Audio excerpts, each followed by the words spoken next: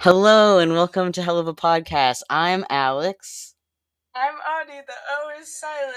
and we're recording through a Discord call again today, so the audio might be a little iffy, just like last time, but unfortunately, this is what it's going to be like until we're back on campus. Yippee! Yippee! Today we are talking still about Truth Seekers. We're just talking about the bad trip sequence, maybe a little more if we have time, but we think this is going to take a lot of the episode. Yeah. So this was the second part of our last episode. Yes, the last episode we talked about everything up until the trip sequence and the bad trip song. So go listen to that, preferably because we probably will reference a lot of stuff in this that we talked about. So if you don't want to be confused, I'd recommend listening to that. Mm-hmm. But yeah, we broke it up into Moxie's trip and Blitz's trip because there's so much in both of them. It's kind of important to break them up, but there's a lot more in Blitz's. Yeah, like 2 pages worth in Blitz's trip. Yeah, and they're not like simple, like we're just gonna read the bullet points. Like they all have more to talk about. So we're gonna be on this for a while. Yeah. Did we want to give a couple of notes about kind of what's been happening with Vivzy Pop and everything lately, like in real time outside of this episode? Yeah. So the season 1 finale part 2 finally released. Yes. So that's slay-ass. It's so much. It's so much. We're not going to talk about it really at all, except for a few parts today. But it'll definitely be in the back of our minds. And I think because is Aussies after this? Yeah. That'll definitely be very prevalent in those episodes. I was gonna say that episode. It's not gonna be one. Yeah. Aussies is gonna be like 5 parts. Yeah. Probably. God. Knowing us. Yeah. Well, if I get my standalone out first, maybe it won't be as long because I won't go as in depth about Fizz's and Blitz's relationship. But anyway, we'll get to that then. But yeah, there was a lot in there. Fucking Kesha was in there. Fucking Kesha, yeah, which explains more or less the delay of the episode and the legal reasons and whatnot. At least gives more context for it. Yeah. So, yeah, if you haven't watched that, go watch it. It's good. It's only like 15 minutes. It's kind of a short one. Yeah. And yeah, we're not going to talk about it too much today, but there probably will be spoilers for it, as there always are. So it's always good to be up to date on the actual content before you listen to us, or we're going to spoil everything for you because we're crazy. Yeah. All right. Do you want to start us off? Sure. Okay, so Moxie's bad trip, number 1, a fucking banger. Such a banger. Such a banger. It's in the style of Phantom of the Opera. Yeah. And just like every line, it's just such a fun rhythm and such a fun song lyrically. Yeah.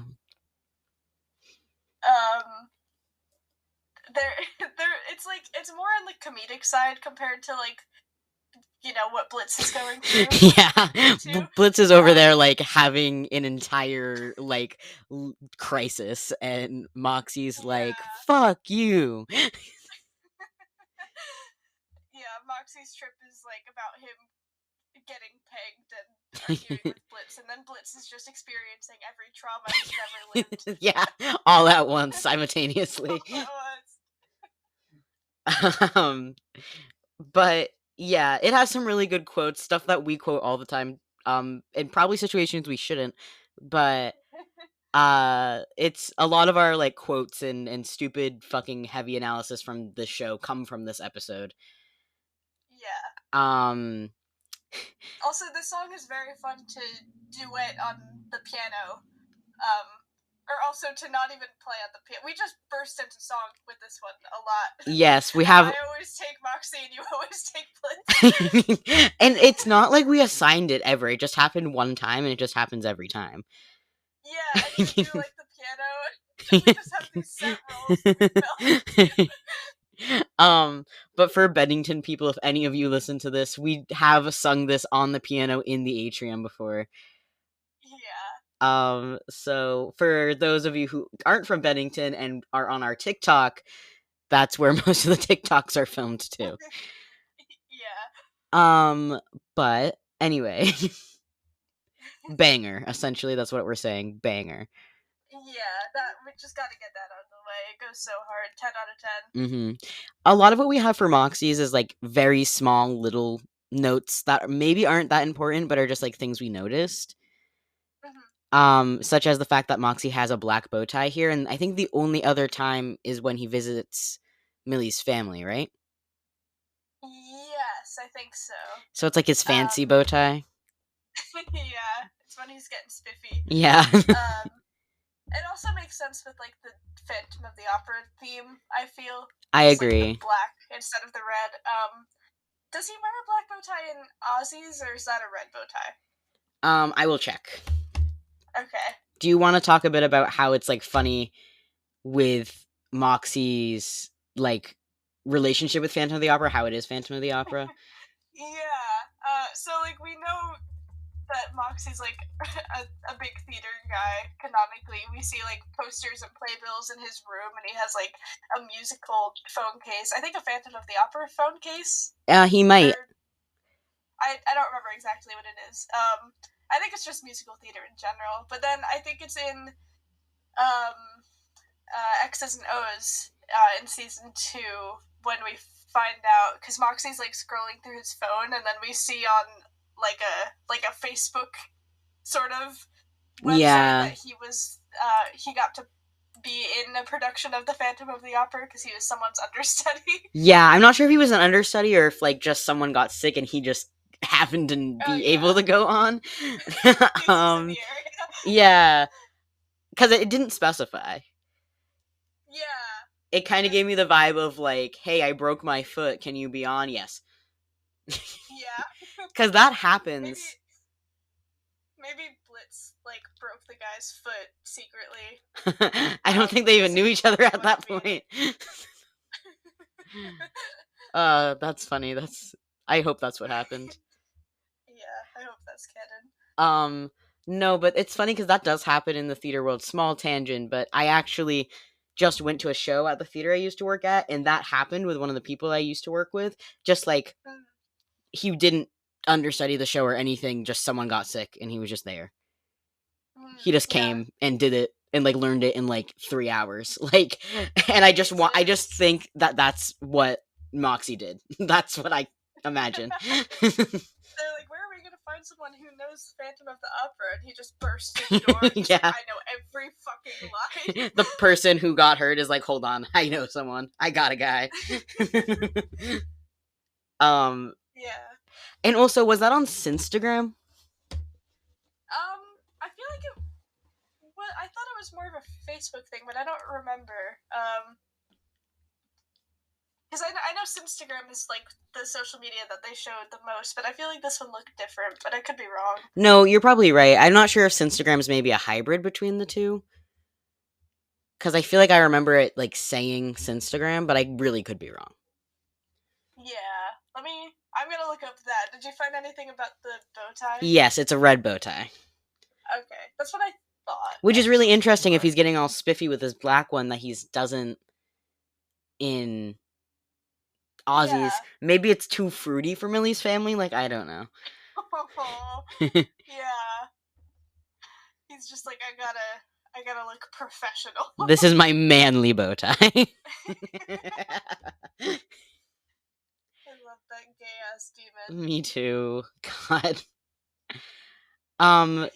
While you're looking at that, the next note we have is both him and Blitz climb stairs during their hallucinations, which I don't know if that means anything, but it's a thing. It's a really interesting choice, I feel like. Yeah. For reference, Moxie climbs them up to Blitz, and Blitz climbs them up to Stolas, so it's definitely not like them climbing them to each other, because that would make sense for, like, storytelling. But in that regard, I think it kind of works for storytelling still because, like, Moxie's trying to fix his relationship with Blitz, and that's the main goal of his trip. And, like, Blitz also gets that goal from his trip, but I don't think it's the main goal. I don't think it's the main topic. Yeah, Blitz has a lot going on. And Yeah. So maybe that's meant to, like, what's the word? Reference? No. Show. We're gonna use the word show. It's not the right one, though. Yeah. That Blitz is trying to fix his relationship with Stolas in the same way that Moxie's trying to fix his with Blitz. Mm-hmm. That's the Yeah. closest thing I can come up with that for that, though. Yeah. I don't think it says whether it's Instagram or something else. It just kind of looks like a generic social media platform. Well, it Yeah. looks like Facebook the most, but it doesn't really say. So Did you go back and watch the episode, or did you look in, like, images? I'm on the episode. Okay. Right now. I was gonna say, if you didn't do that, we can go after and post on the Instagram if we figure it out, but we probably won't. Well, So while looking at this, I also just noticed that his like header image on his social media account is the Phantom of the Opera playbill with a gun laying on top of it. that is so funny. That's so funny and so Moxie. That's so not Moxie relevant core. at all, but I just had to point that out. That's X's and O's, but that is Yeah. so Moxie core. Also, the fact that he doesn't have it as his face, we need to unpack that, but that will be an X's and O's. No, his profile picture is his face. That's like his header image behind the profile picture. Okay. That makes more sense. I was gonna say, hold on, is he pulling a Blitz? But no. The next thing... Actually, we just talked about that. The Moxie feels like he can't get close to Blitz. I guess we didn't really talk about fully, but... That's, like, the main concept of his trip. Mm-hmm. Is he wants to be closer, but he feel like he won't let him in. Do you want to take the next bullet point? Yeah, so... If you've been listening to Helluva podcast, you know our trans Moxie propaganda. Propaganda. It's not a theory, it's propaganda. It's propaganda, yeah. When a British person takes a good hard look at something. Sorry, that's my favorite joke. Anyway, in Moxie's bad trip, there's the line when Blitz is like, "Why do you let Millie put it in your butt?" I'm not gonna sing it because I don't feel like it. But Moxie's response is, it gives him an erection, and that kind of takes away from our trans propaganda a little bit. And in our notes, this is written as quotes erection and then not trans ? Sad face. But it's not a sad emoticon. Like, you put in the emoji. I put in the emoji. You took the time. Like, I went to insert, I went to special characters. The whole thing. So funny. I did the same thing earlier in our notes when I wrote "this guy gets pegged" and I did the celebration. Yeah, but that one doesn't have an emoticon. This one does. Yeah, that's true. But it's really important that it's the emoji. Vibe. It is a different vibe. It's like pure pain. Yeah. Yeah, go ahead. The next note we have is, why is he bad at speaking his mind? #trauma. Yeah. Which is the context for that is the what's the line? Just, better at speaking my mind is the end part of it. Yeah. Better at speaking my mind. Yeah, that part. Good Moxie, honestly. Yeah. But yeah, I think anyone who's seen X's and O's, we don't need to go in depth on that one. Yeah, we'll go more in depth on the Moxie trauma when we get to X's and O's, but you could pick up what we're putting down. Yeah, and it's worth noting because it's in the lyrics. Yeah. The next thing is that Blitz's branding on his forehead isn't the same. And this is both in Moxie's trip and in Blitz's trip, that it's just simplified to a broken heart instead of the usual design that it is. Mm-hmm. Which I think is, it's definitely relevant in Blitz's trip, but it makes sense in Moxie's too, why it would be like that. It is still really interesting, though, that in Moxie's, in my opinion. Yeah, no, I think so too. Also, we don't see Blitz's face, except for the masked side, until after Blitz's trip, right? Oh, I think so, yeah. So Yeah. I don't even think we see that branding until they're playing and singing together, like, next to each other on the piano, which it's really Yeah. interesting that it's a broken heart because you only see it for, like, a few frames. We might see, like, parts of it before that, like, just when he's turning his head to the side, we might see it a little bit, but yeah, I think it's covered by the mask on that half, though, right? I will take a look. Okay. Not us overanalyzing the mask of, but it's like a Phantom of the Opera style mask for those who might not remember this tiny little fucking detail.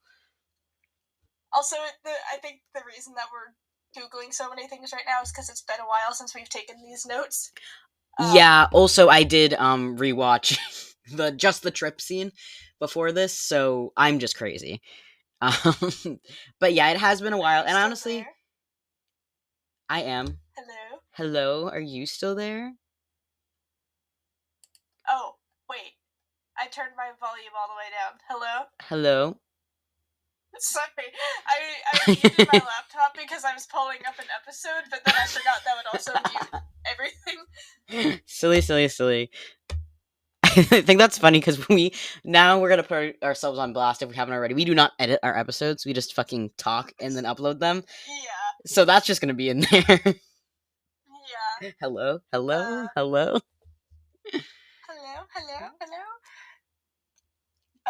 Anyway, what I'm looking through the yeah, to see if they. What else are we talking about? Just to see if the branding is there. That's basically all we were talking about. I think I was saying that I watched the episode, or not the episode, but just the clip beforehand. But yeah, it's been a while since because we've done a lot of full watch throughs when we were still at school, but I haven't done a full watch through. I don't know about you since then. Yeah, me neither. I haven't really watched any episode in a while, honestly. Except for the new one. Except the new one, yeah. I do want to do. I want to watch Ozzy's and then Queen Bee together sometime. Yeah. I want to watch like all of season 1 over again, honestly, now that it's all complete. Yeah, that's fair.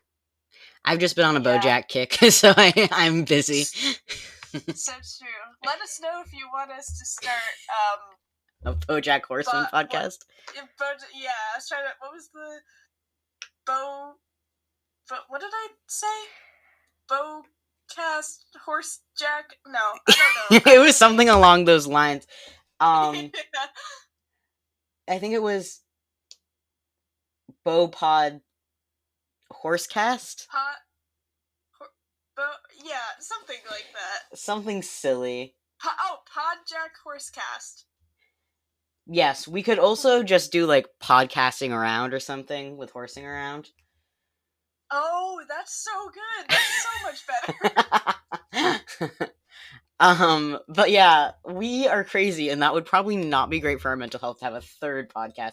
But if you want it, let us know. We'll do it. Yeah, let us know. So far, I'm rewatching the Bad Trip, and I don't think the mask hides the branding, but I think you're right that we don't see it until they're next to each other. Yeah. Which is like after Blitz's trip has ended, or at least pretty much ended. Which, in that regard, it must have been at least decently intentional. Be like, they're gonna see it for one frame. We're gonna make it the broken heart. I think is really interesting. Yeah, I think so too. I was gonna say we're making good time, but Blitz is probably gonna take like 6 times the amount, so maybe not. But yeah, let's hop into Blitz's trip. Unless you have anything else. Hang on. I want to take back what I just said. We do see the broken heart before Moxie ends up next to him, but it is after Blitz's trip. Yeah. So there's that. Okay. Okay. Wanted to clarify that. No, that's fair. But yeah, we can move on to Blitz's trip, which Awesome. is a doozy. Yep. The first couple notes are pretty light. He's wearing a clown outfit in the trip, which is definitely significant. And like we said, he has the broken heart instead of his branding. He seems like he might be younger, just by like the style, and like he just doesn't look as old. Yeah. It might just be like, I don't know. I think it makes sense that he would be designed to look like whatever age he was during the circus, like hence the clown outfit. So Yeah. I think you're right. Like he's not a little kid, obviously, but like maybe the age Yeah. when him and Fizz were working together, or even him and Barbie Wire. Yeah, but then we also wrote, he has like a teardrop tattoo, which we googled like the different meanings of that, and it turns out it can mean a lot of things, and all of them seem to apply. Yeah. To Blitz. It can mean murder. It can mean that you've served time, and it can also indicate like humiliation or sorrow and loss, and all of those seem relevant. I also we also go ahead. Sorry. No, you're good. We also said that it could be like the age that he first killed someone is the age that he's being portrayed as because of the tattoo. Yeah. I just wanted to say that when we came across this, I think it went like Audie and I were watching, and then you pointed out that he had a teardrop tattoo, and we were like, what does that mean? And I was like, oh, murder. Like, he killed someone. Because that was the only meaning I knew, and like I thought that was the only meaning. And so I just think that's really relevant on how that conversation went. Yeah, and it's so funny because I vaguely knew of it as like a prison thing. Yeah. Like I was pretty sure, but then I googled it and I was like, "Oh, murder, okay, that makes sense. Oh, prison, that makes sense. Oh, humiliation, that makes sense. Oh, sorrow." Yeah. Yeah. I just wanted you guys to have the imagery of that. Yeah. Go ahead. So the next thing we have is the entire side of his face is white instead of just like the spot. Like normally he has most of it, the side of his face is white, but the top is red and stuff. But in this, it's a very even split, like right down the middle. Which I think is also sort of like a circus. You know what I mean? Like related to the circus. Yeah, I think it might be like just clown makeup, and maybe when he got his scar, he covered it up that way. Yeah. Because I have all my theories with Fizz and his scarring. But that's not for this episode. Yeah. Because it does look similar to when we see him at the clown cart in that's true. Lululand. Yeah, and then also it's interesting though that in Moxie's trip, because Blitz has the Phantom of the Opera mask, that's sort of like emulating the same design a little bit. Yeah, I think that is very interesting. Yeah. Fascinating. I was gonna say me falling into a rabbit hole of researching Phantom of the Opera just so I can see the correlations to Helluva Boss. if there are any. Anyway, go ahead. Also, I noticed when we were doing these notes that the end of his tail is heart-shaped, and I had to like check and make sure that it wasn't always like that, but it's not. Like you can see, like on the stairs, like you can see his tail change back to what it usually is. So yeah, that's another little detail. I think that might display the fact that other than Moxie, well, in Blitz's mind maybe Italy, but other than Moxie, they're all lovers. So this is like his journey with love, maybe even like kind of self-love a little bit as well. So I think the heart-shaped tail that makes sense. Yeah, and that coupled with the broken heart. Yeah. Instead of just branding. Yeah. The next thing I just added right before we started, so I was gonna say, what is Yeah. I just wanted to say the animation, especially in the beginning when he's talking to Moxie, is kind of like double vision. Like when he moves his arm, it's a shadow of it stays in place for a minute and then it goes back up. I don't know if that's important, but that's just was a really interesting choice to me. Like, it's glitchy, but it's different than how Moxie is glitchy. Yeah, and it's also it seems like a very deliberate choice because like in Moxie's trip, the animation seems like a lot smoother and like the colors are all like I don't know, the animation's different in Moxie's trip too, but like in the Yeah. opposite way. Um, And I think they it's probably interesting. wanted it to just seem like trippy and like scary. Yeah. Which they did a good job at, but I don't know. They and I know I'm a fucking sucker for saying it has to be intentional. Everything's intentional. But that type of animation is difficult. So they Yeah. wouldn't do it that specific way if it wasn't intentional, I don't think. Yeah, for sure. And so it makes me wonder, is it like to show that it's the past and it's like blurry because trauma, or like Mm, I don't know. I feel like it could mean a lot of things. yeah, I think so too. And then there's also like Moxie's character design is like we wrote PictoChat Pass. ass. Yep. It's true. And I'm really curious about the choice of that design. Like we wrote it glitches between like real Moxie and PictoChat Moxie while he's talking. Mm-hmm. And then there's sort of like this like through everything Moxie's saying, like he's using all these big words and shit. And it's sort of like showing that Blitz feels stupid compared to him. Yeah. And I'm wondering like how Moxie's like PictoChat type design like relates to all of that, like what the reasoning for that choice was. Yeah. One thing about the design, it kind of reminds me of that one SpongeBob episode where they like draw a new SpongeBob.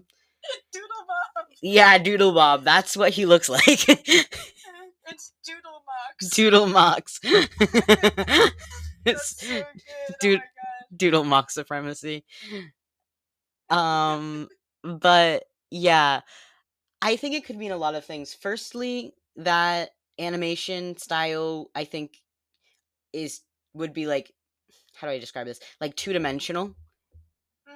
Yeah. Which I think could kind of show the ways that Blitz sees Moxie sometimes as like a person, but also not as a person, and Yeah. as like someone who can help him and stuff.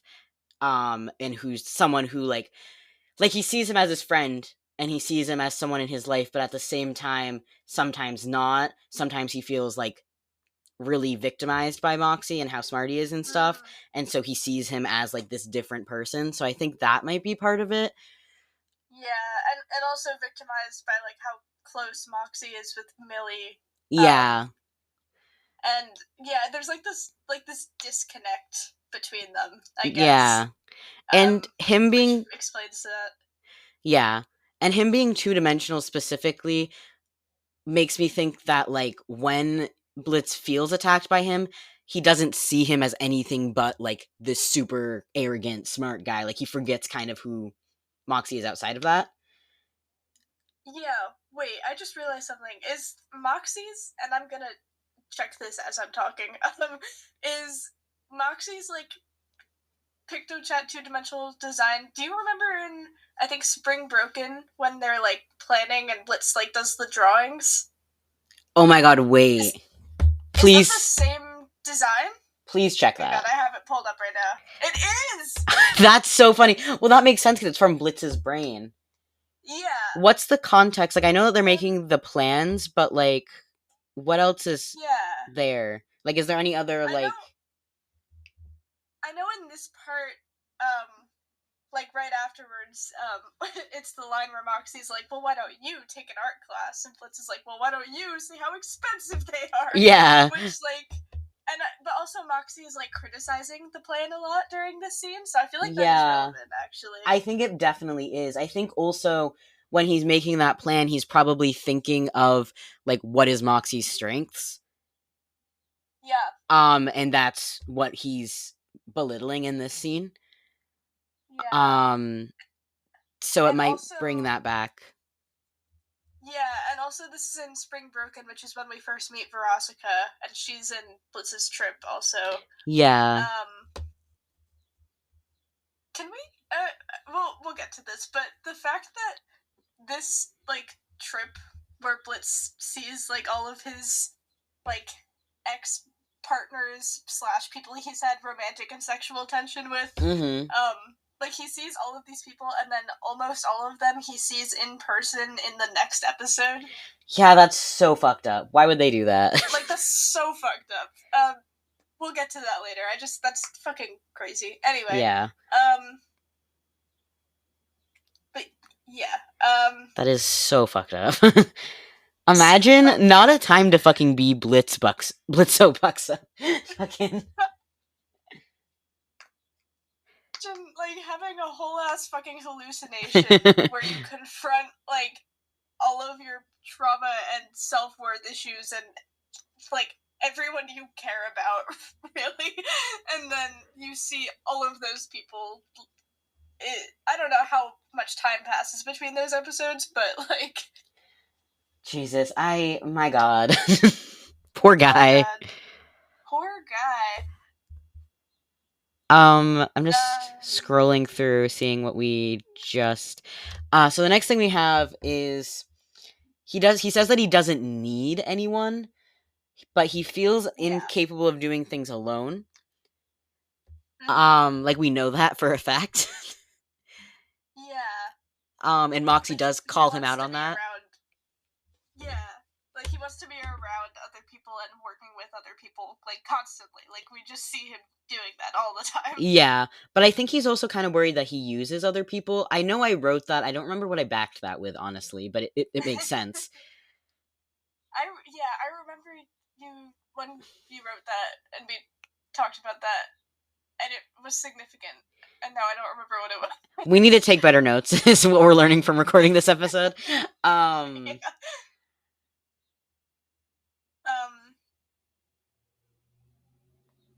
Yeah, but when he says he doesn't need anyone, like, he says, like, I don't need you, I can do this shit on my own so easily. Yeah.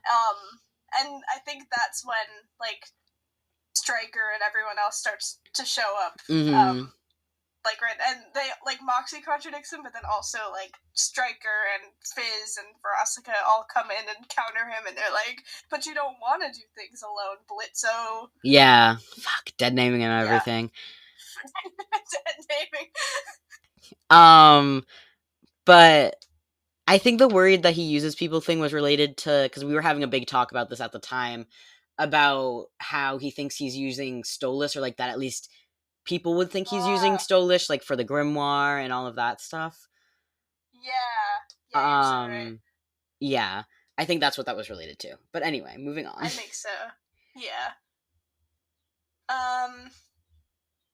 And then, related to that, we also said he insists that he can do things alone, so it doesn't hurt as bad when people ultimately leave him, which, like, why the fuck did we say that? I think I wrote that, and I think it ties into the thing I was talking about, how, he does this thing, and it's kind of hard to explain. I don't think I wrote it in the notes. I wish I had.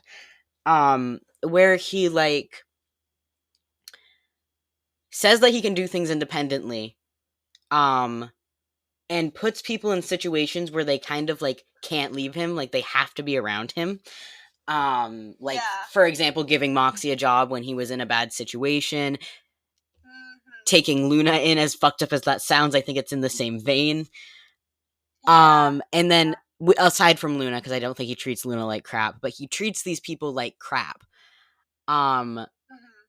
To show, so it seems like he doesn't need them and that he isn't relying on them, so that when they eventually leave him, he can be like, oh, well, I didn't care about them anyway, and kind of like for himself and for his image. But I think it's more so at this point, like it probably was for his image, like back when he was famous, but I think more so it's for himself now. Yeah, it makes me wow. That really is like in like every relationship he has, because even like with Stryker, he was gonna give Stryker a job at IMP, and then obviously with Stolas, like it's the whole sex for the grimoire thing. Like they both kind of feel like they're using each other in that relationship, and that they're like kind of stuck with each other like they both want things from each other, but they're also both giving things to each other. Yeah. I would Really, really like to psychoanalyze Blitz, and like, but I obviously can't, like, I'm not a fucking like psychologist or anything. But this gives so much behavior of so many disorders, and I would love to fucking like know exactly what he's got going in his head, because I feel like it would piece yeah. so much shit together. This makes me really curious about if he did something similar with Verosica. I really want to know more about like how they met and got together and what their relationship was like. Yeah. And then also with Fizz, I'm curious if like Blitz got this kind of behavior from how Fizz treated him. Yeah. Like if it was the other way around. I'm wondering that too, because there's a big thing that's kind of been on my brain, and I'll talk more about this when I record my individual episode. But I've always wondered if Blitz and Fizz's relationship was mutually toxic. I think if it was, that Fizz was more toxic. But if it was mutually toxic, or if it was just Fizz. Because I think to a degree it was probably mutually toxic, even if it's just a little bit. But it makes me wonder if, like, Blitz already had this behavior, or, like you said, he learned it. Because there's some stuff that he very clearly did learn from Fizz. Yeah. And so it makes me wonder what was already there and what wasn't. Because obviously he had a shit home life as a kid, too. And so there's coping mechanisms he could have learned from that. And it just... we don't know much about we don't really know anything about his mom, but it could have been like how his dad treated his mom. Yeah. Which I'm assuming isn't well. Yeah. And we also don't know anything about his mom or where she is, so there's definitely a lot to unpack there. But yeah. Wow. I just sat on my foot really hard. That hurt. Anyway. Oh. Technical difficulties. Not technical, physical difficulties? Physical difficulties. Well, it's not technical. I need to work that into my vocabulary. I'm putting that in my notes app right now. Okay. Alright, where were we? Yeah, where the fuck are... Oh, the shaky eyes. Oh, the shaky eyes. The shaky eyes. So, the shaky eyes are a theme, especially in X's and O's. Where else are they? Are they anywhere else? Those are definitely the most notable places. I don't know if they happen at any other time, now that I think about it. Does Moxie have them about Millie in this episode? Or vice versa? I can see it. I feel like Millie would have them about Moxie. Yeah, I'm looking it up. Yeah. So the shaky eyes are... We see it in X's and O's, when Moxie is being forced into the wedding. And his eyes do this, like, shaky thing. I don't know how else to describe it. Like, his pupils are, like, shaking back and forth, like, with fear. And, like, unless we're missing any other instances of that, it happens in that episode, and then it happens here, to Blitz during his bad trip when Moxie says the, like, you don't know what you're doing half the time line. Yeah. Which is weird that it happens at that part, because it's more of, like, a fear thing than a sadness thing. I think it is fear. I think Blitz is afraid of people knowing, like, how he feels, and what he is, like, that he's not actually what he claims to be, that he's, like, less than. So I think it is fear, and I think that it is a really interesting thing, because you're right, like, normally someone hearing that would be sad about that, but for Blitz it's like, holy shit, like, you understand me, and you see that I'm a fraud, and, like, you're gonna leave me in that spiral.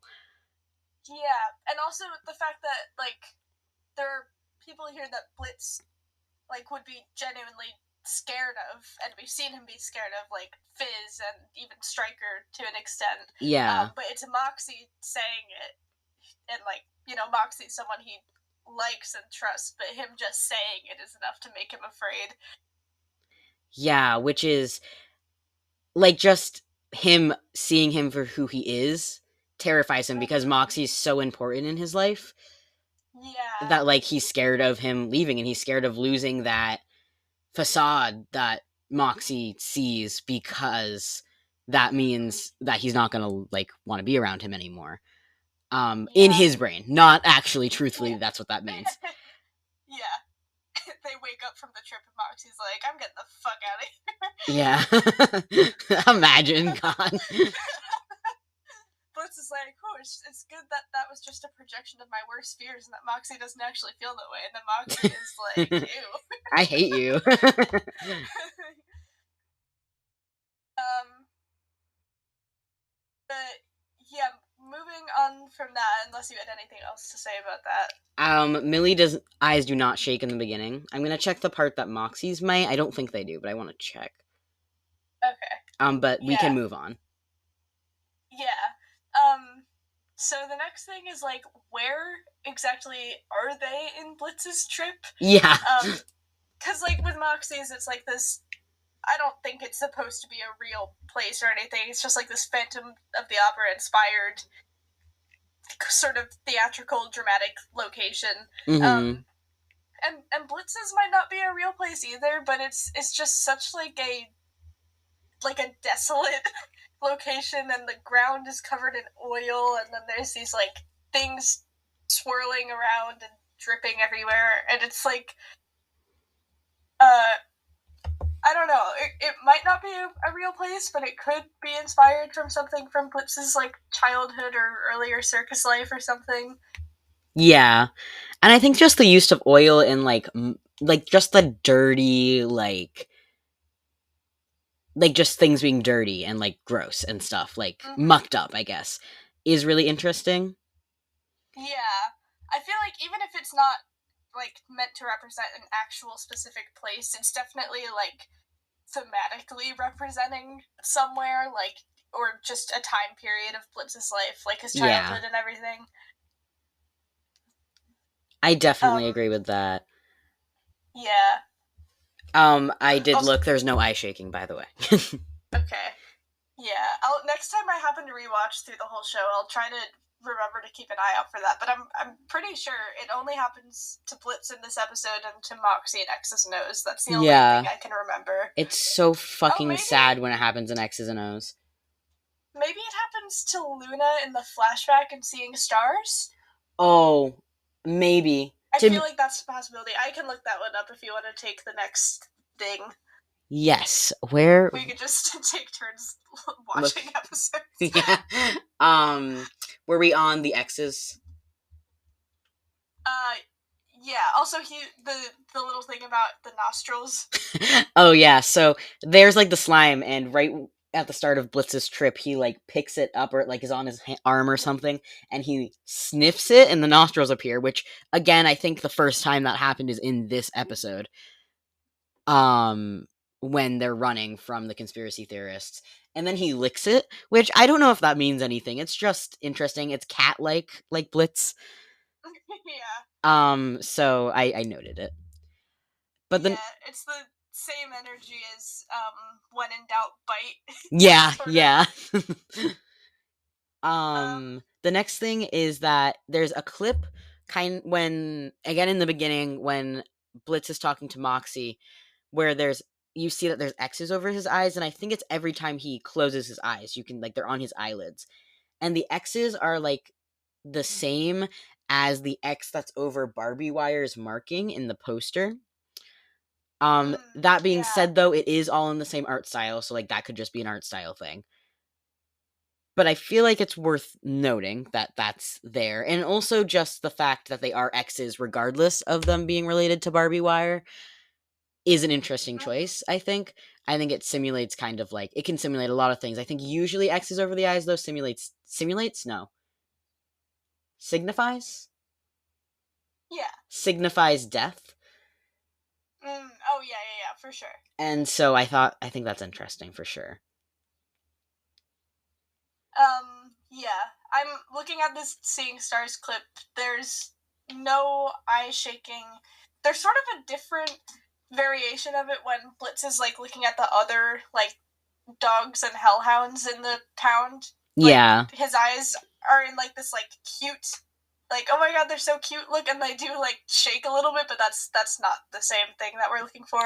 Oh, you know what the other one is? Oh, what? Western Energy, the end.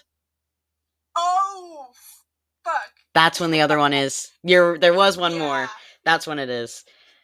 Yeah, you're right. You're so right. Which Oh my god. fucking hurts. The one in X's and O's and in Western Energy, those two.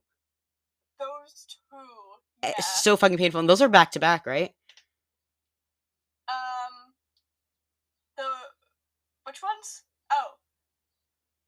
Yes. Yeah. So that's what the fuck. Oh, I just pulled up the Western Energy one, and yeah, it's for context, it's when Blitz says he can get hurt about Stolas and going to the hospital. Yeah.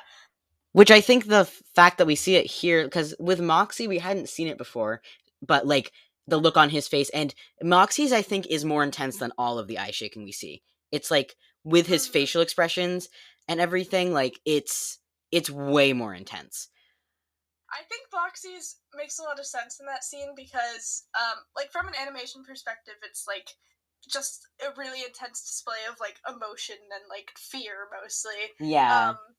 And like they have other ways of showing similar emotions, but I just realized in Moxie's, because his like mouth is like taped closed, so his facial like expressions are kind of limited a little bit, so it makes sense, but it also just was a really intense experience. Like, I think it would make sense either way, but yeah, but we only see that one time, and then with Blitz we actually see it twice, and it's really interesting because I think you get a similar feeling from it, but it's definitely like more intense in Western Energy, but it's still the same reaction. So like the fear he feels in Western Energy when he sees someone he loves who he's very close with getting hurt. And then when someone he's very close with sees who he really is, are the same like emotion. They're both fear. Yeah. And I think that that's something. It sure is something. Yeah. If you, by the way, if you have no idea what we're talking about with this eye shaking thing still, I recommend watching at least one of the scenes that we're referencing, because it's like a very distinct animation choice. Yeah. I think it's important to see it because we might sound kind of crazy otherwise. Yeah, I think I'll put some clips on the story. Yeah. I don't know if that will help because people will probably not listen to this today, but I will put them there just in case. But yeah, it's very, if you need to see one of the scenes again, we'll reiterate them, are the wedding scene in X's and O's, when Blitz is outside of the hospital in Western Energy, and then the bad trip in Truth Seekers, specifically Blitz's trip. Yeah. I do have the Western Energy one pulled up right now, so I can say that it is at the 17-minute mark if you want the exact timestamp. Thank you for that. You give everyone exact timestamps all the time. Yeah, I just happen to have it open. And then the next thing we have is something we said earlier, that the 3 tormentors in his trip are his love interests and Moxie, but I think Moxie here is more of like a plot device than a tormentor. Yeah, Moxie's sort of like narrating the whole thing almost, which makes sense because they're like physically in the same place right now. That's why like they're both featured in each other's trips for the most part. But yeah, Moxie's sort of like leading the whole trip, and then the other 3 are like the tormentors. Yeah. And just there, we have a couple of notes just about the animation and stuff. Fizz is in old style animation, as if he's like a 60s cartoon.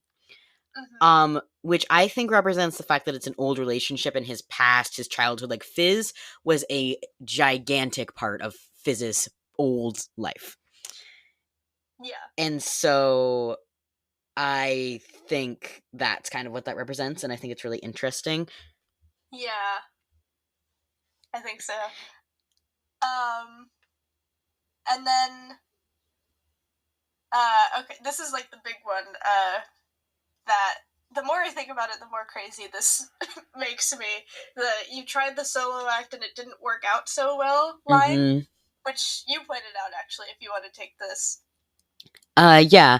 So when he says, you tried the solo act and it didn't work out so well, like you just said.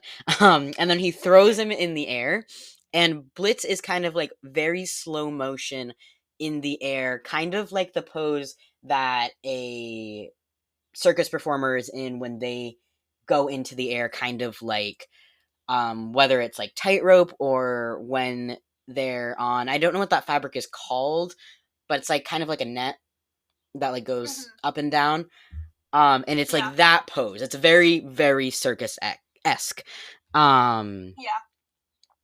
So it might allude to the fact of accident in Blitz's solo show, like we thought we thought there was an accident, but we didn't really have like a place for it yet. But that would, first of all, completely fuck up our timelines. Second of all, make our timelines make a lot more sense. If he got hurt and that's where his scarrings come from, and then he stopped the circus stuff right after his solo show, that would make sense. Either way, it definitely confirms that his because we were debating on the placement of the solo act, like whether that was before or after him and Barbie Wire's show, and I feel like it pretty much like if the accident did happen at the solo show, then I feel like that pretty much confirms that came after him and Barbie Wire's thing. I agree. I think also we'll get confirmation of that probably when we meet Barbie Wire, which is that next episode? That's next episode.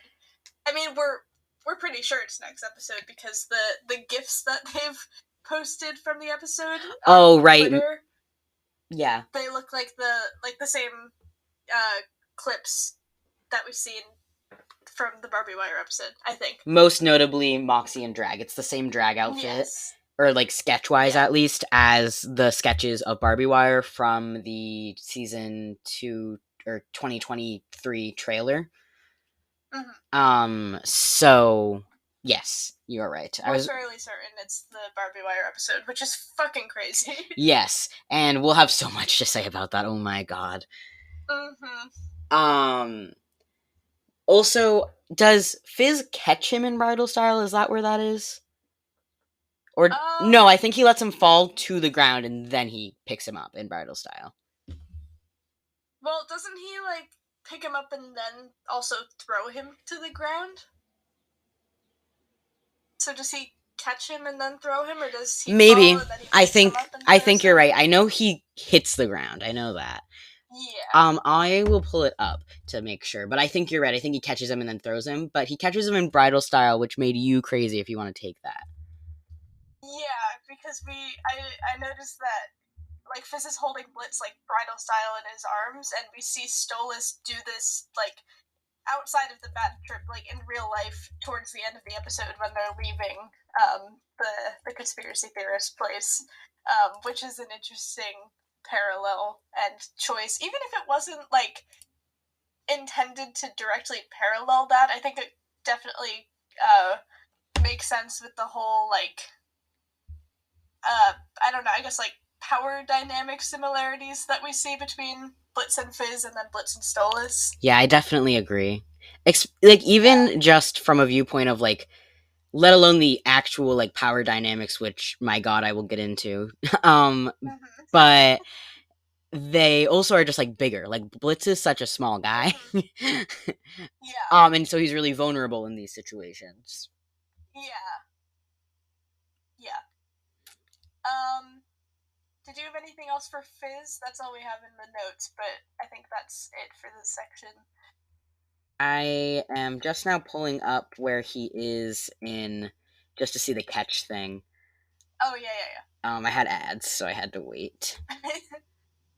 Imagine not having an ad blocker in 2023. Couldn't be me. He does throw him to the ground. I keep I'm not going back far enough. Okay. Got Striker first. And then, okay, so what happens is Striker, like after Striker, it's actually like mud, like that tarp. That's why I was saying that. I knew there was a reason I was saying that. Like that tarp throwing him up. Yeah. And then Fizz catches him, throws him to the ground. Yes. That makes sense. But yeah, he does catch him bridal style. Yeah, you said the power dynamics. I think that was my big thing. Also, the animation being 60s style, like all twisty and stuff, I think is really interesting for, like, because Fizz is robotic now. Oh, yeah, true. And then also Fizz has a broken heart marking as well. Yeah. Um, Also, wait, is the Fizz in the bad trip, is he robotic or is he just normal Fizz? I'm trying to figure that out. It's he moves like Robo Fizz. Okay. Um, but since it's the style of animation, I can't really tell. He definitely moves and talks like Robo Fizz, like he's robotic, but Okay. it's not as clear. Like his limbs look like cartoon limbs; they don't look like cartoon robot limbs from that time. Like Okay. they don't have like the stripes and stuff like he has now. So that's honestly a really good question. I genuinely can't tell. Okay. Interesting. It would make sense if it wasn't robotic, because yeah, if he's like Blitz's like past, then it would make sense for him to be pre robo limbed Fizz. Yeah, I think he is yeah, because his legs are definitely not Robo. So I Okay. think it is just non-Robo Fizz. Okay. Very Which interesting. technically the Fizz we see is non-Robo Fizz because Robo Fizz is a separate entity. Yes. Um, Yeah. That's but Robo confusing. Fizz without, I mean, Fizz without robotic limbs. Okay. There's Robo Fizz, and then there's robotic limbed Fizz, and then there's pre-robotic limbed Fizz. Yeah, and then there's Child Fizz. This is like some Five Nights at Freddy's ass shit. Yeah, literally. Um. Okay, but going off of Fizz having the broken heart on his head, which is Mm-hmm. usually like a normal heart that covers up the branding, right? I'm double checking that. Because wait, is the in the bad trip, is the broken heart supposed to represent his branding, or is it supposed to be the thing that covers up his branding that we see later? See, I'm not. I think it's meant to represent the branding because now he has it. He does have a heart, but it's like he also has this shape around it. Yeah, it looks like Um, it's like protruding almost. yeah, it looks like it would be part of a costume. Like maybe he's trying to make it seem like it's a costume and not something covering up his branding. Yeah. But here there's not that, and then also just his face and stuff is way different than now. It's like shaped Yeah. similarly, but it doesn't have the same coloring or anything. Mm-hmm. And his horns are also closer to his childhood horns than what he has now. Mm-hmm. Okay. Yeah. And that all makes sense if this is pre Robo limbs. So that Yeah, checks out. which Okay. also, um, them both being broken hearts, I think shows that they have the same branding.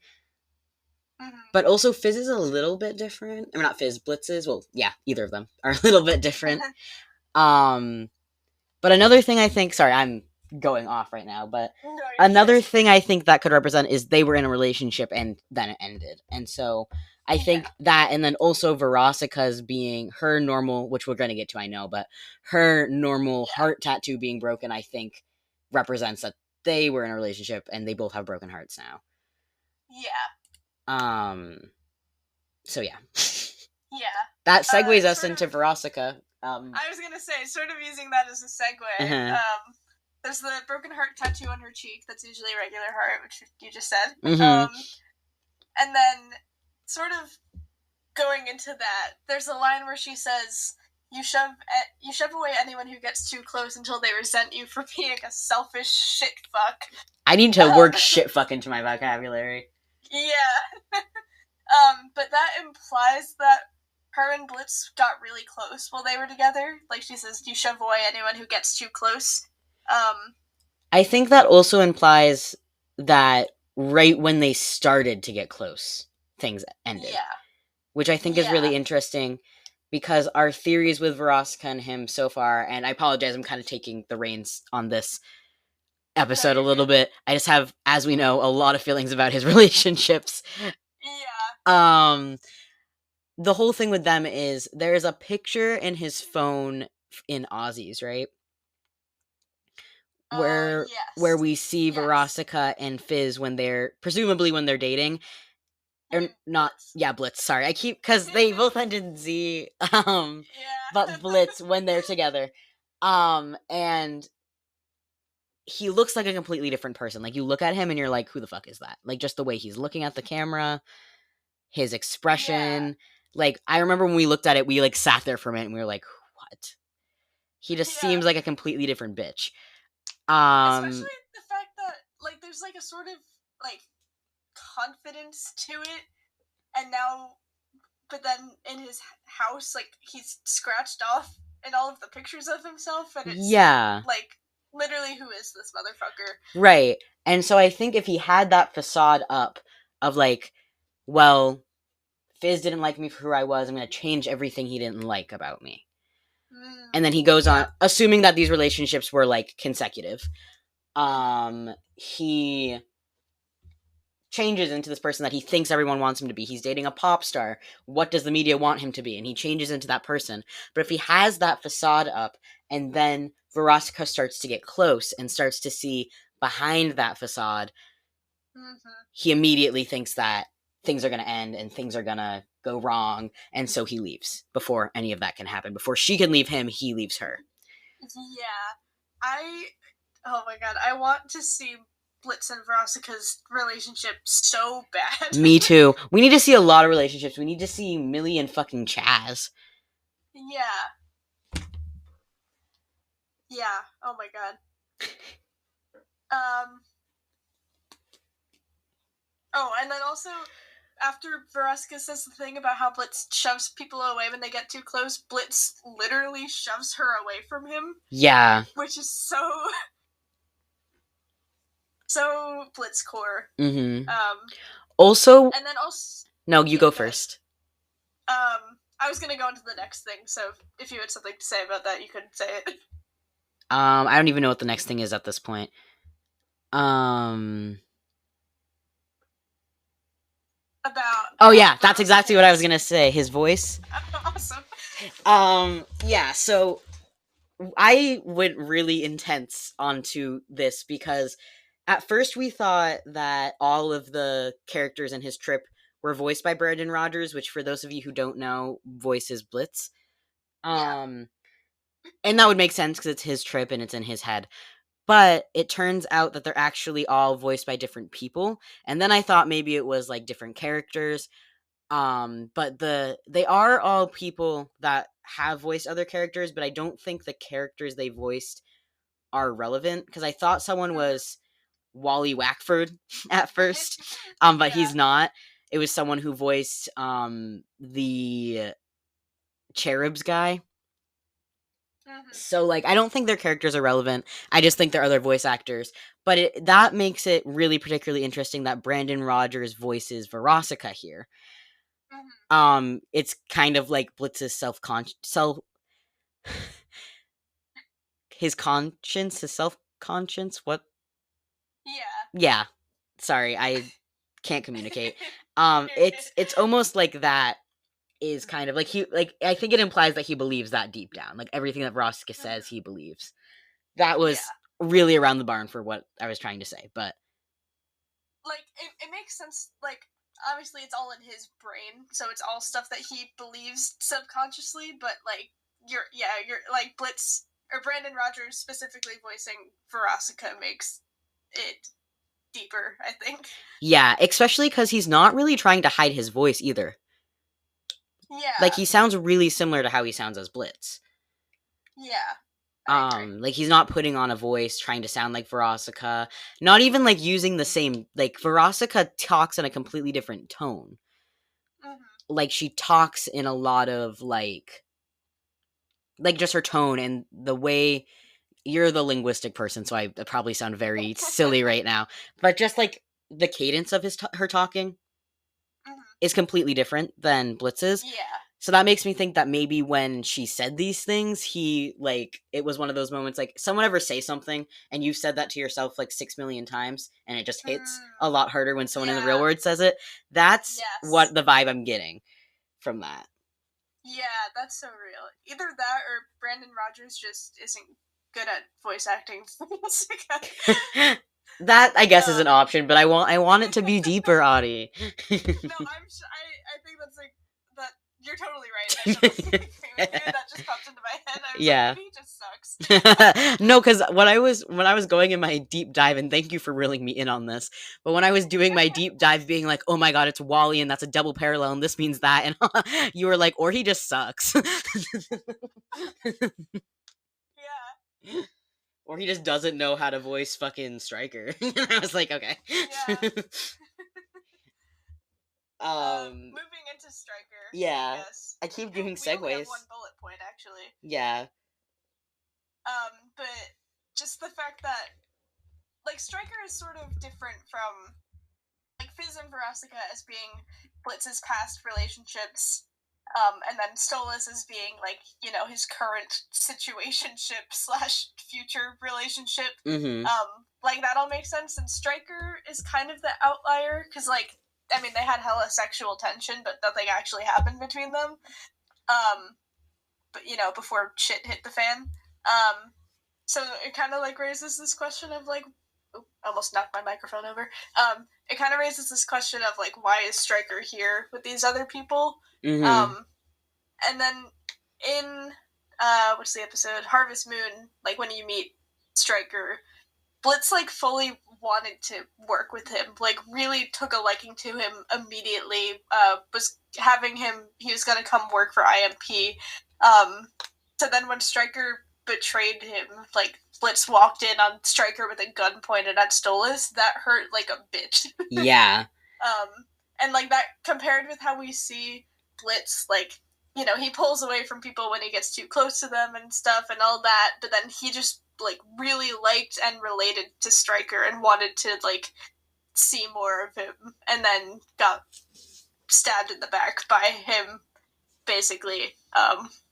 Yeah, that hurt. Yeah, and I think also a couple of things. First, I think that the like instant liking that he had for Stryker is really similar to how he felt with Moxie. Yeah, true. Even though there might have been more of a savior thing there, Mm-hmm. because Moxie's just this little guy that got thrown in prison with him. Yeah, Stryker is more of like an admiration. Yeah, Like so thing, obviously but they're different, but I think that might have played into that, like that he was very impulsive with Moxie, and that turned out to be a good relationship. yeah, Um, and also like how Blitz sees himself in both Moxie and Stryker. yeah, Like you know, him and Moxie's shared similar trauma, which he doesn't know about in full, but he kind of like, as soon as he met Moxie, he was like, oh, like he saw something in him. yeah, And then Stryker is sort of like what he wants to be, basically. yeah. And I think just him, and I know we talked about this a bit in Harvest Moon, but I think just him relating, like seeing himself in him, like being like, this is my person, not my person, but a person that I really relate to. Like, I've never met someone who's so similar to me, and we have the same values, and then seeing him point a gun at the person he loves. Yeah. And like, you won't get this, but it's like a Luke Castellan moment with Percy. Um, where I see the vibe. I see the vibe. yeah. Um, but it's like, I don't know. It's just there's so many layers. And I think it's also really interesting two things. One, in this trip, Stryker throws not like directly, but basically throws Blitz into Fizz. Which I feels like means something because like the betrayal he feels. And then also like there's the sexual tension there, and like when Blitz was backed against that wall by Stryker, did he feel like he was in a situation like he had been in with Fizz? Like, there's just layers. Second thing, and this might be absolutely nothing, but I love when you start a sentence like that. He is, before he gets thrown into the air, he is tied up by Stryker in the exact same place that Stryker ties up Stolas in Western Energy, like on the torso. Yeah. Which, again, probably is absolutely not a single thing, but I just wanted to note it. No, yeah, that's so real. And also just relating to how Blitz wanted to work with Stryker. We mentioned this earlier, how Stryker says but you don't want to do things alone, Blitzo. Yeah. I think that's the only thing Stryker says at this part, but that's also how that relates to that whole thing. Which the use of Blitzo here is really interesting because I don't know that Stryker knows that's his actual, like, legal, presumably, name. Yeah. And we hear Stryker call him Blitz and, like, Blitzy. Yeah, I was gonna say, I think it's definitely a callback to him calling him Blitzy before he left. Yeah. Because it probably hurt in a similar way as when people call him Blitzo. Yeah. But it's interesting. That's kind of why a big reason why I thought it was Wally at first, because it says Blitzo in the same way that Wally says Blitzo. Yeah, it does. Which could mean so many things, but I won't get into that. Yeah. Wally Wackford is such, like, what the fuck is that guy's deal? I'm sure he's gonna be bigger. Like, you don't... Yeah. Unless he's strictly for comedic relief, which at this point, I think there's too much for him to strictly be comedic relief. You don't put him in as regularly if you're not going to use him. And if he's just going to be comedic relief, they wouldn't set up a whole backstory, I don't think. Like, with the commercial and all that. Implied that they knew each other, right? I think so. I think so too. Like, just, yeah. So, that's a whole other thing, though. Maybe for Ozzy's, because he's in that. But... Yeah. Holy moly. Are we ready to move on to Stolas? Oh, yeah. This is like a whole page in and of itself. Yeah. Why is it the first bullet point? Yeah, first bullet point is, quote, "Are you afraid to love people, Blitzy?" Which, I mean, really outlines the whole thing. Like, thesis statement. True. I thought you were going to say for this scene, but yeah, for Blitz. Oh, yeah, for that too, but yeah, just for Blitz. Just for Blitz. Me writing an essay on Blitz, that's my thesis. It's really funny because that's some shit I would do. Anyway. There's oil on the stairs, but as the golden leaves fall... Yeah. Anyway, sorry. All that work, their feathers, yeah. The verbal symptoms of the dyslexia are hitting extra hard this episode. But the oil on the stairs as the golden feathers fall off of Stolas's fans. They hit the stairs and turn the oil into gold, and then it disappears. Yeah. Which, I'm gonna Google real quick what oil can be a metaphor for. Yeah. Do you want to keep going? Yeah, because it is really interesting here, I think. Because it's very prominent. Yeah, and if it's not supposed to represent, like, a specific place from Blitz's childhood, then I feel like it definitely has to mean something metaphorically. Yeah, also the mud. Yeah. Because the ropes are mud, he gets thrown into mud. But the oil also, I think, as a baseline, if it doesn't mean anything else, first of all, it's dark, it's black, it represents, like, pain, misery, that kind of stuff. Second of all, it causes Blitz to slip on the stairs. And so, like, I think that kind of represents him having, like, a hard time reaching Stolas at his current, like, state of being. Like, with all of his trauma and trauma responses and just like all the walls he's built up, he cannot reach Stolas. Jesus. Yeah. But he can't reach him, but then Stolas kind of comes in and comforts him and helps break down those walls and break down those mindsets and teach him to love himself, essentially. Not fully, but like getting there. And it helps it so he can reach Stolas and he can participate in that relationship. That's kind of what it represents for me. I don't know if you have a different Yeah. interpretation.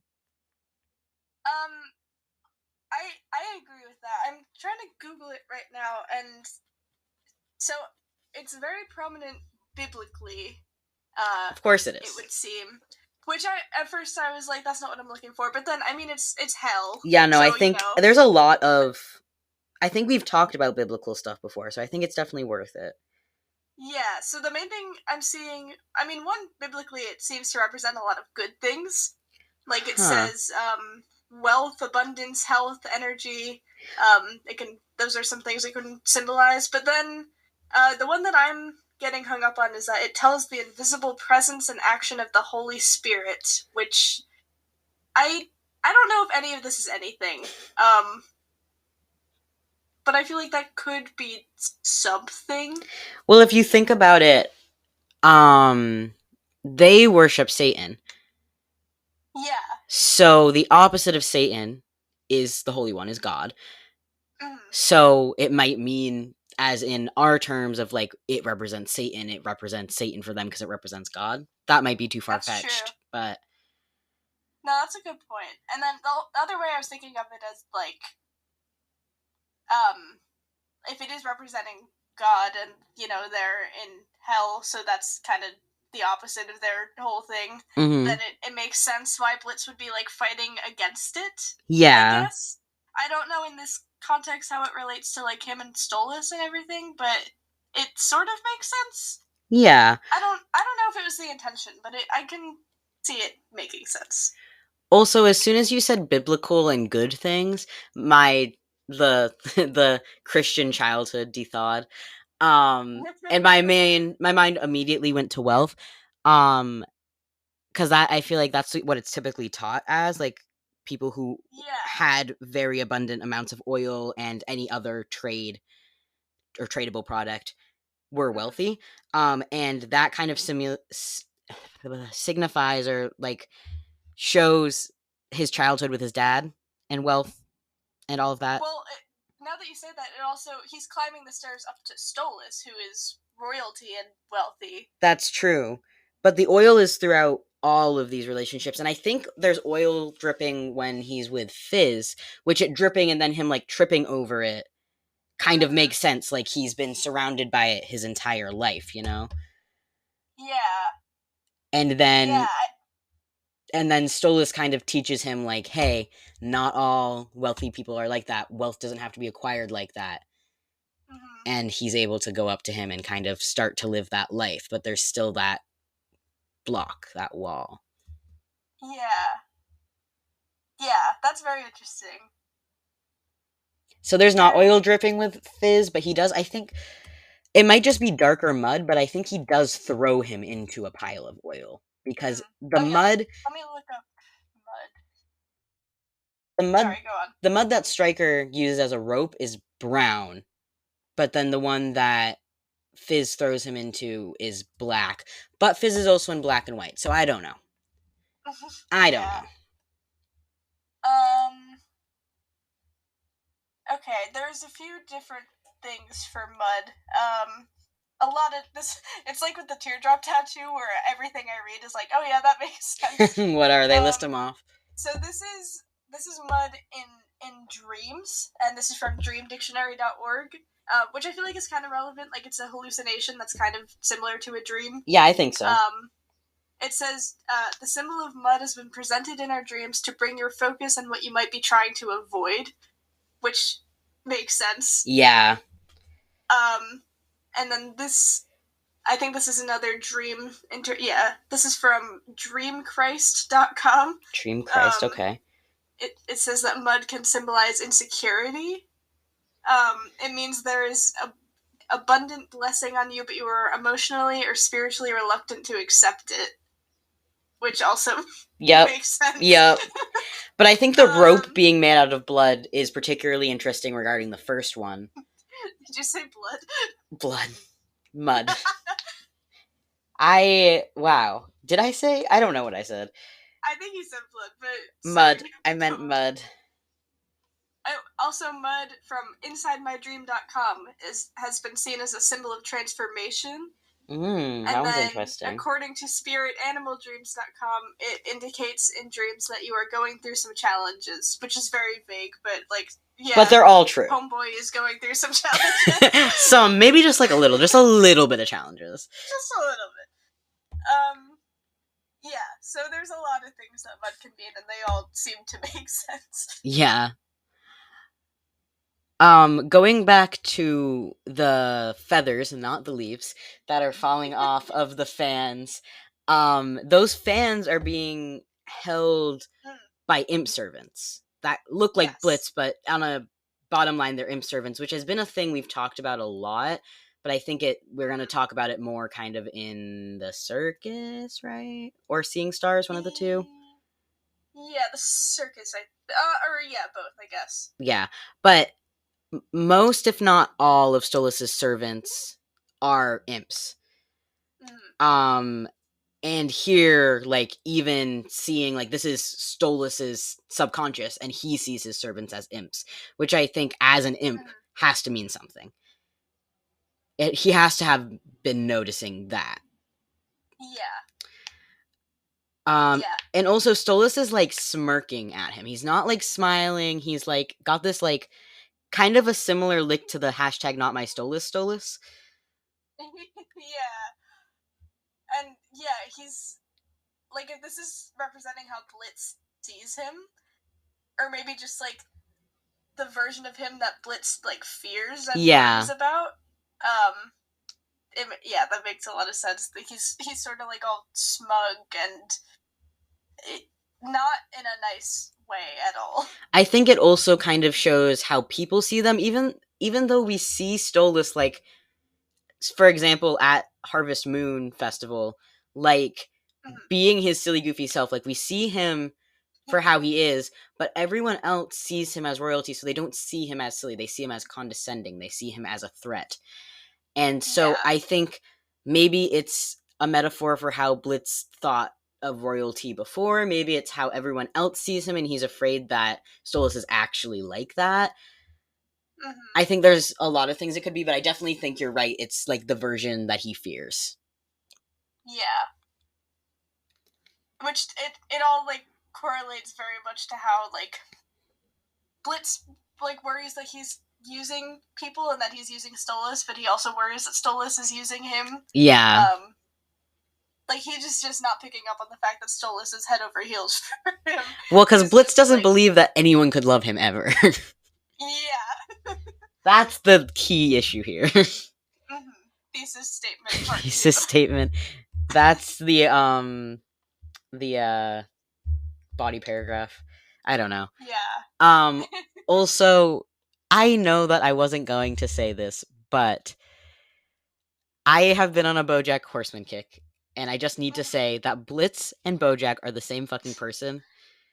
The whole, no one could love him ever reminded me of it, and I just need to say it, so it's not, because it just keeps popping in my brain. If you're a BoJack fan, I'm sure you agree. I just need to get that out of my brain so I don't try to say it every second. Yeah, I ended up rewatching BoJack Horseman, because for a while I was like, Alex, you would fucking love BoJack Horseman. Oh yeah, and I kept being I know, people...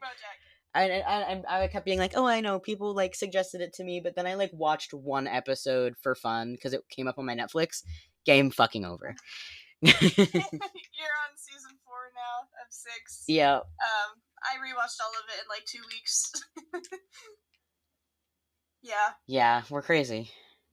We're crazy. Okay, continuing through Stolas notes,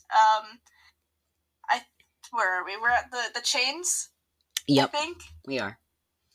There are these, gold chains that appear around Blitz's wrist as he starts, climbing up the stairs to get to Stolas, and as he's climbing, that's when his appearance starts changing back to what it usually is. Mm-hmm. So I think his clothes and like his tail change back to normal first, and then as he's reaching the top, like a gold chain appears around his neck, and then his face changes back to normal, and all of the oil disappears. Mm-hmm. So it's like he's like changing to who he is now as he's climbing up to Stolas, while also being pulled in by these chains. With like as he gets to Stolas, Stolas pulls him in by the chain around his neck, which is very like I don't know the word for it, but it's very powerful, I guess Yeah. I'd say. To me, Yeah. it signifies the pain he experienced then and the pain he's experiencing now. Because, Yeah. like, with Stryker, it's him being tied up, and that I think signifies feeling stuck and feeling like I don't know what I feel about this guy. For Fizz, it's being thrown around and physically hurt, and I'll get into that in my standalone one, but we get the gist. Yeah. And then for Verosika, it's being seen and hated. Like, Yeah. thoroughly hated for who he is. Yeah. But now with Stolas, the fear is him controlling him and doing all those same Yeah. things.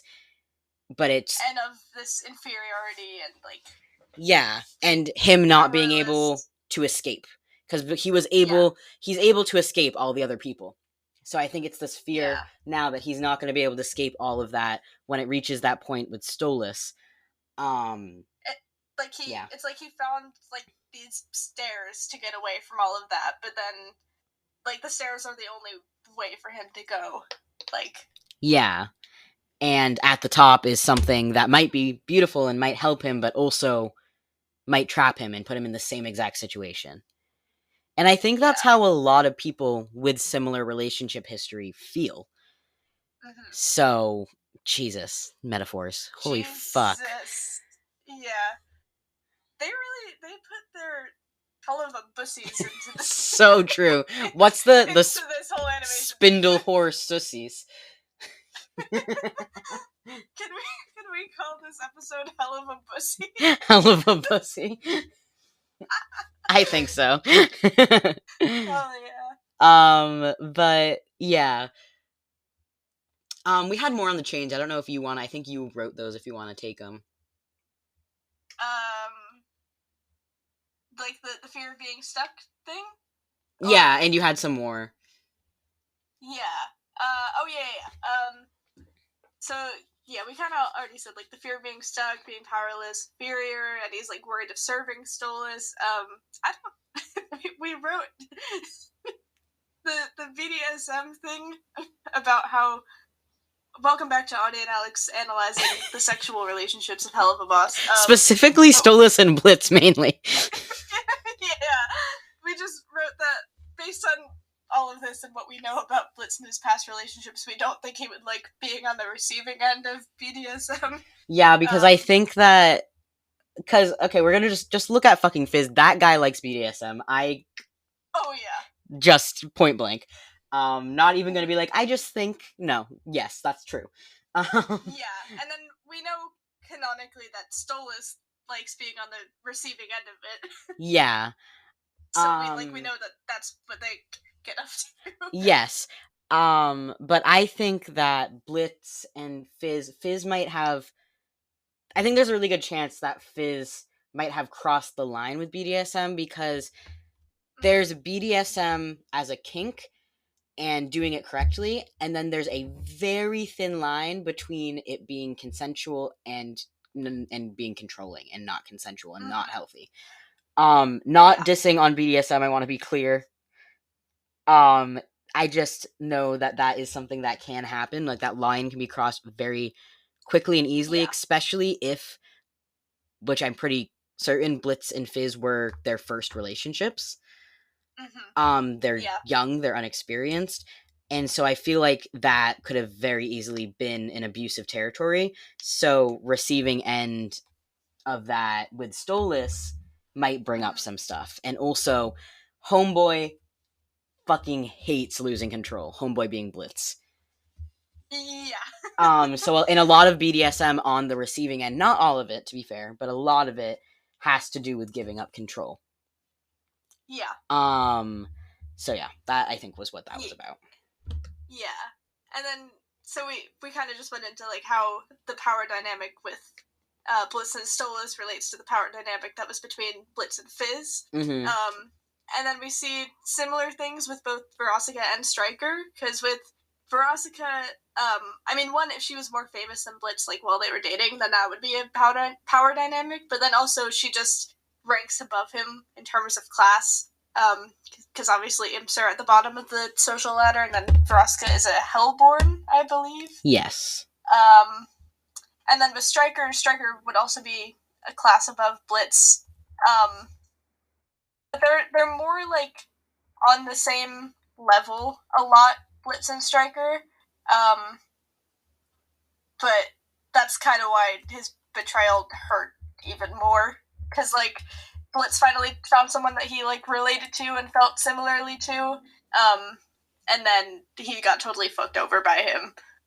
Yeah. And it's interesting that he was forced to choose Stolas, who is, like, on the opposite class from him, and, like, Blitz had to choose him over Striker, which he did, like, without a second thought, but that's just gotta hurt. Yeah.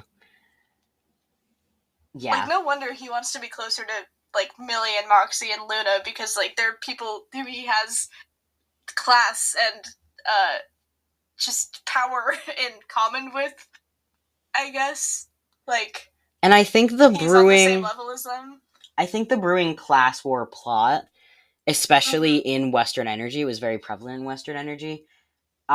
Is going to be a big thing later on when it comes to Blitz and his choice whether or not to stay involved with Stolas. Because I think it is just really adding up. When he associates with people outside of his class, he ends up getting hurt. Sorry, I just saw the edit that you made on the Google Doc. I couldn't remember what we called it, so it's DoodleMox. DoodleMox. I was trying to write that, but instead I wrote SpongeBob Moxie because I couldn't remember. I will fix it. SpongeBob Moxie was also really funny. DoodleMox. Yeah.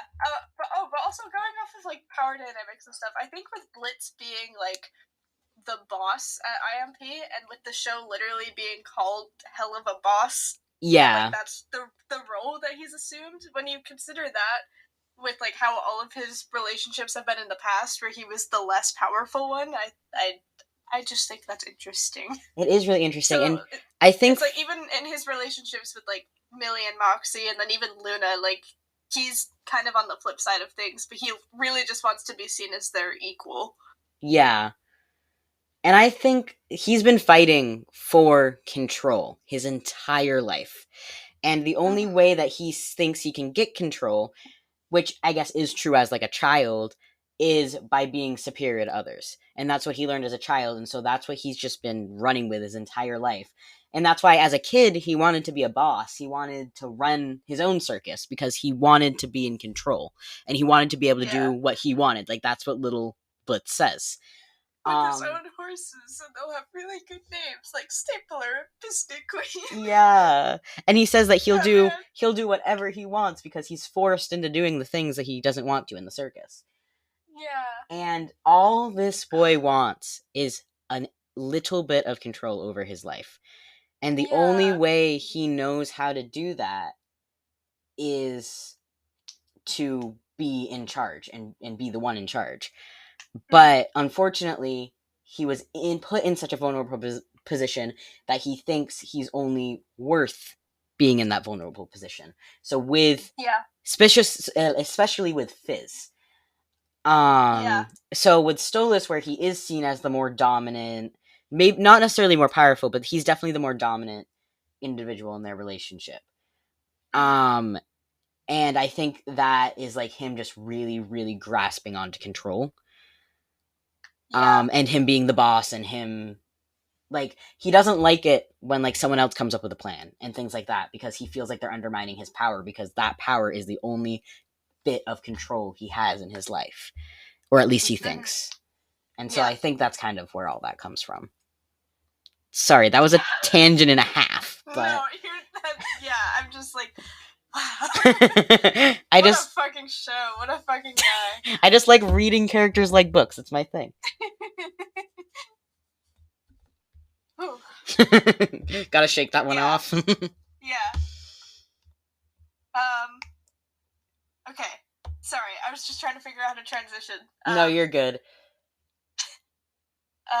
So yeah, DoodleMox. DoodleMox. He says, cannot fathom intimacy, but also craves it as well. I'm so sorry I can't talk. Might have something to do with the fact I've had a lot of caffeine, but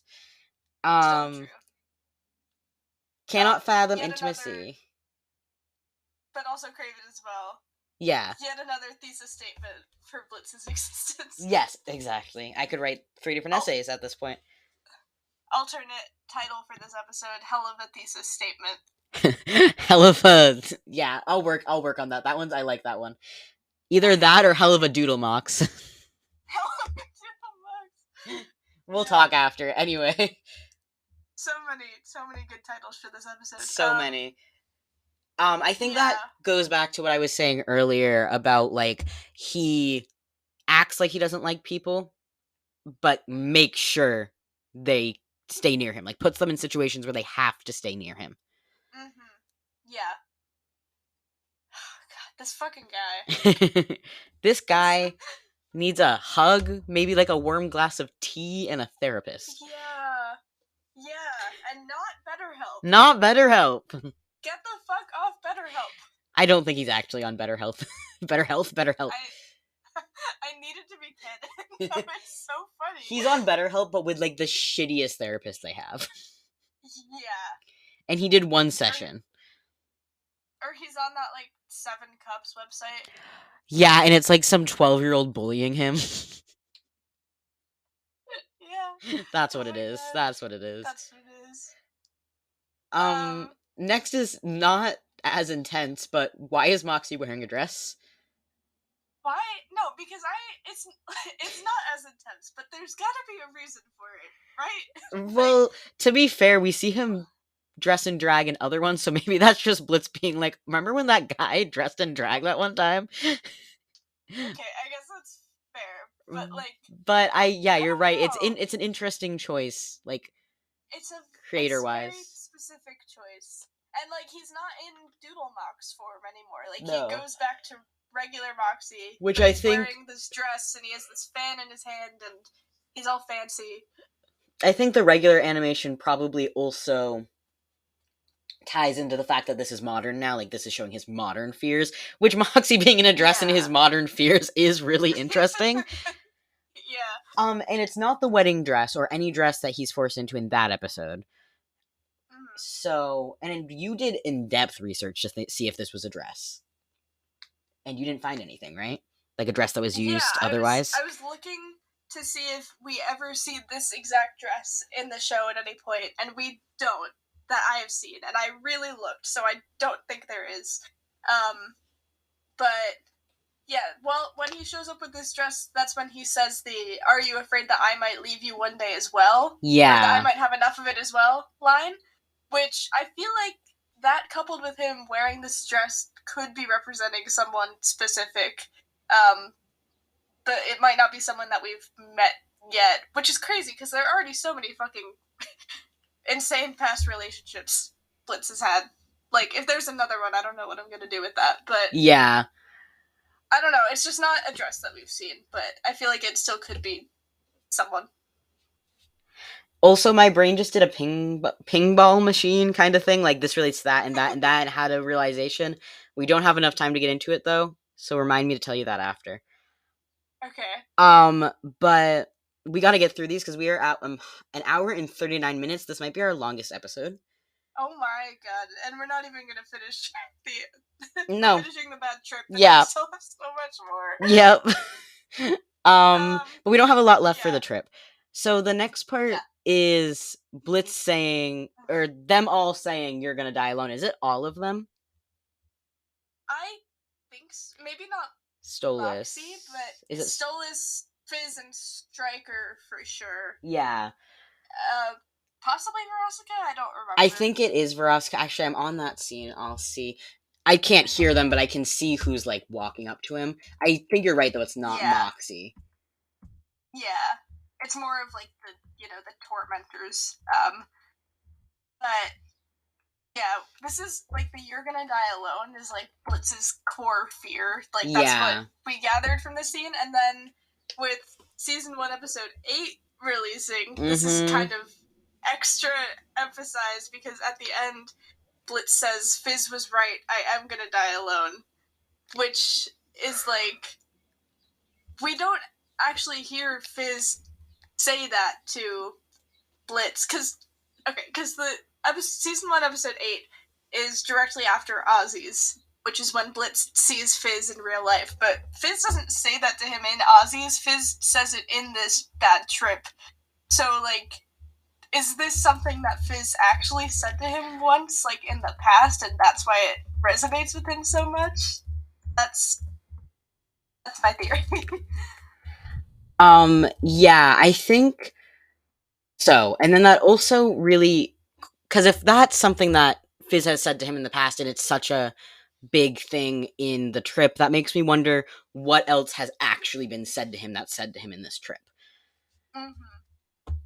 Yeah. There's so much to unpack in this trip. I mean, obviously, we just unpacked all of it, but, like, there's just so much. But yeah, then Stolas says it in, like, a sing-song voice. He's like, "You're gonna die alone." And then Fizz and Striker both add Blitzo to the end, like, with the O. Yeah, that all kind of speaks for itself. It's just, yeah. Yeah. I'm wondering, my only thing, I don't think they say it in Ozzy's, but does RoboFizz say anything like that to him? Because I know he asks, "Does anyone love you, Blitzy or Blitzo?" And Blitz goes, "No, but I'm really good with guns now." Dance, bitch. Yeah. One of my favorite fucking lines. Anyway, yeah. So I don't know. I was gonna say tread lightly with that. I don't think we see it, but we might see RoboFizz say it. But even at that, we don't see Fizz say it. Yeah. And then also, if RoboFizz does say it, RoboFizz is, like, programmed to think like Fizz. Yeah. So even if we did hear RoboFizz say it, that proves our point. Might imply that Fizz has said it. I think it proves our point more if we have heard it. Yeah. From RoboFizz. And then the last thing we have, really, is the gold feathers. Like, as Blitz's trip is ending, the golden feathers start, like, surrounding Blitz and sticking to him and covering him, and he's, like, screaming, like... Yeah, like a silent scream thing. Well, no, you can kind of hear it. It's like... silent? It's kind of like a reverberated, like, scream, but you can tell it's, like... I don't think we've seen this much emotion from him before. Just, like, fear and, like, wanting out and stuff. And it kind of... I think what it's supposed to represent, and this might, again... be far. I've been watching too much of this and too much of BoJack lately. But I think what it's supposed to represent is kind of like, and this might sound crazy, but I think you're mentally ill too, so you'll get it. Kind of like when you're really, really overwhelmed and you have like that voice in your head that's like just fucking like you just want it to stop, and you have that like sound that's like all these like sharp sounds at once, and it's kind of like screaming. Yeah. That's the vibe that the scream gives me. But he's actually screaming, but it's also in his head, so. Yeah. Yeah. Either way, very intense. It's like that incoherent, like, just really overwhelmed, overstimulating thing. Yeah. It's also just, like, super sick-ass animation. Oh, yeah. Oh, yeah. And then we said, like, the gold feathers are representative of Stolas, which we kind of got into that earlier. But them, like, smothering him makes me think that he might feel, like, smothered by the relationship. Yeah. Oh, and it's in the notes. By, like, all of the past relationships in general. Yeah. Yeah. Yeah. Yeah, man. Yeah, man. That is the end of it. That's Yep. the end of our notes. Holy shit. Yeah, so we're at a minute and 45 basically right now. I mean, not a minute, an hour. Jesus. I can't talk today. 1 minute 45. An hour 45. Yeah. We still have some notes left in the episode. We're obviously not getting to them now. No. But that'll be a Truth Seekers Part 3. Yeah, Jesus. At least there's only going to be 3 parts, because we are going to get through that in one. Yeah, for sure. And it might even be a short episode. Yeah. Do we have anything updates-wise? Yeah, so I don't remember if I mentioned this at all yet, but I recorded my bonus episode. It's not out yet, but it will be soon. I don't know when. I scheduled it for a few weeks from now, but I might change that. I was gonna say, do you want me to say what's scheduled for an hour now? Yeah, you can. I think it's for like 3 weeks from now. Yeah, I can. I have it open, so I'll check. Okay, cool. But yeah, in that bonus episode, I talk about the women of Helluva, and I get like really critical of the show, but in impartial and just I don't know, just talking about how the women in the show are written overall, and yeah, so that's coming out at some point. It says July 22nd, but you have full right to change that if you want. Cool. I'll probably just leave it. So yeah, some really exciting things coming up. I'm gonna be recording mine, hopefully, if I can get a minute in my schedule. Mm-hmm. And I'll probably wait till August, since yours is coming out in July. Yeah. But mine is gonna be about just kind of like Blitz's past and all my theories about that and his relationships. I might add some more in there, because I don't know if that will be an hour long, but honestly, I have a lot of thoughts, so... Yeah, mine was like 40 minutes, but... Yeah, so if you want to know when those are coming out, you can follow the Instagram at AA Discussions, and that's where all updates about everything we do are posted always. Yes, also, Adi, don't be humble. Plug your new site. Oh, yeah, I have a website. Let me find out what the domain name is for it. If you go to our Instagram, and then you go to our link tree, it's linked on there, which honestly is probably easier because it's not a very memorable domain name. Yeah. But it's sites.google.com/view/Audi Real. It is. I would maybe just go to the link tree. But... Yeah, it is in the link tree. That reminds me, though, I think I need to add the link tree to the Spotify. Oh, I didn't know you could do that. I think I can. You'd have to copy and paste the link, but I think I can put it in there. Oh, yeah. But I will check, because we might be able to just swap out the website for the link. I'll see if I can add it to Spotify, but if not, check out our Instagram. Yeah. AA Discussions. Yeah, I was trying to go for a dramatic thing, but I didn't communicate that with you. But yeah, at AA Discussions, check us out. You'll get updates, silly little story posts. I'm gonna try to bring some reels onto there from our TikTok. Overall, though, just check it out. It's good. If you have feelings and thoughts, you can message us on there. If you hate everything or something that we do, tell us there. Yeah, it's the big one. So go follow it. And the link tree is there as well. Yes. We need a Helluva Q&A, I just realized. Oh, shit. We are so bad recently of thinking of Helluva Q&As. I remember to do it in my bonus episode, and I was shocked. Yeah. Let's see. Something about the trip sequence. Maybe... Yeah. What are... do you have any other interpretations about the trip sequence? Yeah. Is there, like, any... Yeah.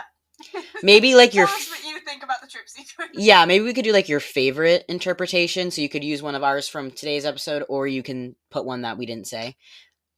We'd love to hear other... Like, I know a lot of people who analyze stuff are very, like, strict and stuck in their analysis, but we love to hear other analysis. Yeah, So like, we please just went, share. like, super deep into this, but if there's anything we said that you're just like, hang on, that's not how I thought about it, we would be very excited to hear that. Also, we will change, which I know is not probably the best thing when our entire podcast relies on us having intense thoughts, but we are so willing to, like, if something doesn't add up, we are not like, we need to make it work. We will change our viewpoint on it, because we want to have the most accurate and backed up viewpoint on things as possible. Yeah, if you're just like, well, actually, Blitz is a straight man, and this is because of this episode at this time stamp, I'm gonna doubt you, but we will check. We will check, and we will hyperanalyze it, even though it's clearly wrong. Yeah, and if you're right, we will take it into consideration. We will revamp all of our theories. Jeez, imagine if Fizzy Pop was like, by the way, Blitz is straight. That would change everything. It would change everything. I just got stuck in my head, Millie saying, he's our boss's boyfriend. I can't do her voice. That was so bad. I'm so sorry, Millie. It'd be so funny if Blitz didn't... Actually, no, this is not possible from what we've seen. I mean, neither is him being straight, but, if Blitz didn't know that he liked men... No, he could be convinced... Oh, wait, no, because of Fizz and everything, too. I was gonna say, he could be convincing... Also, and Striker. Oh my god, I forgot about Chaz. Holy fuck. I forgot about Chaz related to Blitz. But no, with Chaz and Stolas, he could be convincing himself it's just for favors and for reasons. But no, it's too far gone for it to be that. But he would. He would. Is there anything else? I think that's everything. I think that's it. We plugged things. Yeah, we're gonna record a third part at some point, hopefully before the end of the summer. Yeah. So yeah, check out the Instagram because we don't have a schedule at all. We're crazy. So yeah, we will back in the fall. Yes. But for now, nope. Yep, you got to check the Instagram. Yep. But thanks for listening to our chaos. Thank you. This was so long. Thanks for sticking through it. And we will see you eventually. Yeah.